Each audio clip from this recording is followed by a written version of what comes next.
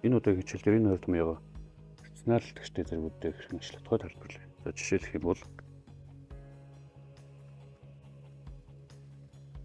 ийм бодлогыг үз. За 216 гэдэг бол 6-гийн 3 зэрэг. Тэгэхээр ингэж үчигдэнэ. За мэдээж 4 зэргийн язгуур гэдэг бол 6-гийн 4-ний зэрэг гэсэн. За энэ бол урталтаа үрчгэн болж орж ирнэ. Эхний томьёо ёсоор. За дараагийнх нь болохоор урталтаа үрчгэн гэж орж ирэхдээ энэ томьёо ёсоор 3-1 болж үрчгэнэ.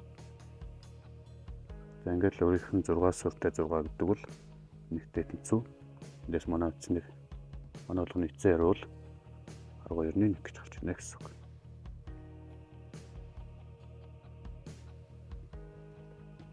За энэ жишээг бодъё.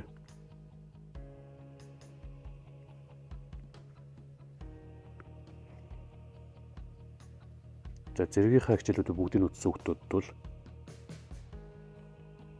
энийг 2-ын хасах 3-ны 2 зэрэг бичиж болно гэдгийг шууд ойлгоно.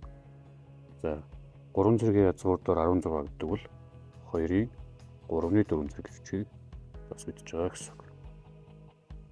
За тэгээ эхний томьёо ёсоор энэ бол шууд урталтаа 3-ны 4-ийг үрчгэнэ гэж гараад ирнэ. За харин хоёр дахь томьёо ёсоор энэ бол 1-ийг хуваах нь хасах 3-ны 2 болно. За тэгээд өөрийнх нь 2 суурьтай 2 нь үлдэнэ. За 2 суурьтай 2 нэгтэй тэнцүү учраас энэ хоёрыг хооронд үржүүлнэ. Энэ хоёрыг үржүүлвэл хасах 2 гэж гарч ирнэ. За энийг бодъё. Суурьт байгаа 3 зэргийн язгуур дээр 3 гэдэг бол 3-ын 3-ны 1 зэрэг гэсэн үг. Харин 1-ийг хуваах нь 27 гэдэг бол 3-ын хасах 3 зэрэг гэсэн үг. За эхний томьёо ёсоор энэ бол урталт нь үрчгэн болоод ороод ирнэ. Дараагийн томьёо ёсоор энэ бол 1-ийг хуваах нь 3-ны 1 гэж гарч ирнэ. За арталт нь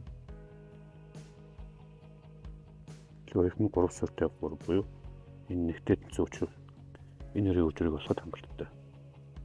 За мэдээж энэ хоёрын үржир бол хасах 9 гарч ирнэ.